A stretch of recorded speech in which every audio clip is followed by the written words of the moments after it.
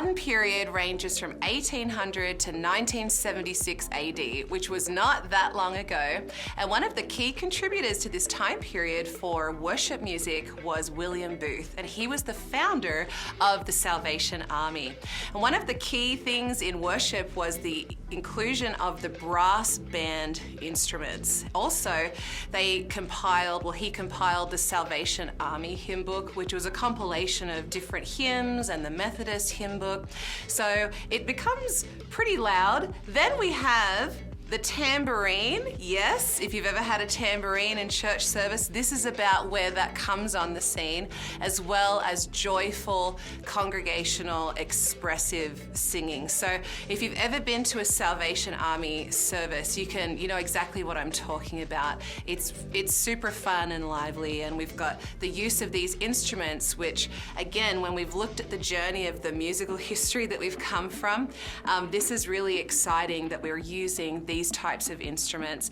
And it would also be a pretty interesting stark contrast to some of other services that were happening at the time, which still were just the organ and solemn singing.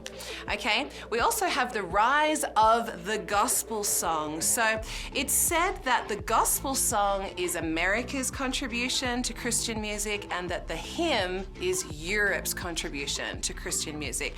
I love both. So we have these different hymn writers coming through. At the end of the 1800s, we have a beautiful songwriter, Fanny Crosby, who is actually a blind lady that wrote over 9,000, maybe more, hymns and poems. And she actually used different alias names, so we're actually not completely sure how many she wrote altogether, because some of her hymns and poems are actually submitted under different names as well. So you've got someone who's a woman on the scene with a physical ailment, but that did not stop her from contributing an amazing gift to the church when it comes to worship. In 1907, we have the Azusa Street revival, so that's awesome. That's starting to happen down in LA. And then we've got the 1950s with the charismatic movement, which is also amazing. 1960s, we have the Jesus People movement. What I want to draw your attention to here is the Jesus People movement starts using folk music, and you've got some other mainstream churches at the time who are saying very similarly to like the patristic period, I don't know if stylistically that Jesus music should actually be folk in style. So isn't that interesting?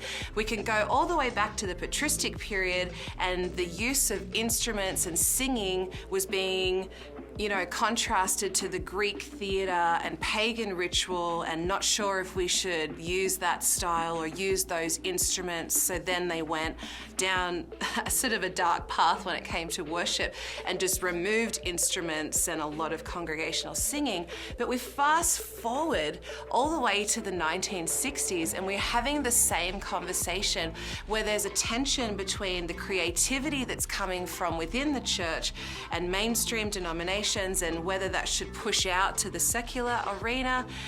We also have the rise of the evangelists. Of course, you've heard of Billy Graham and these different evangelistic tent meetings and revivals where you have people, having awesome encounters with Jesus. And as we learnt from the last period when we were talking about the post-Reformation, when the Great Awakening from the Wesley brothers, we have major revival happening, but it also is stirring the waters of creativity of what worship sounds like in the church and what instruments are sort of rising to the surface, and is the organ okay to be used or not to be used? Are brass instruments okay? Stringed instruments? So we see how over the course of history, God is actually restoring different elements of creativity when it comes to the sound of worship. So when you see stringed instruments being used by the United Brethren back in the post-Reformation period,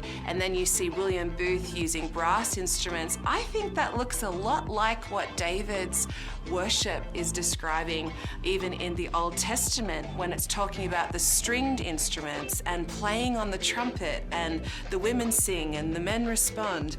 So it's really interesting as we look through history and see the similar threads of where we seem to, in our humanity, struggle with what we think worship should sound like and look like, a lot based on our own personal preference. But if we constantly go back to the Bible and those original texts in the Old and New Testament where singing was available, and that instruments were used, and that hymns were written, and it was psalms and hymns and spiritual songs, that it can be a lot more flexible than maybe what we personally would think worship should look like, sound like, who should be involved in that. So that wraps up the modern period.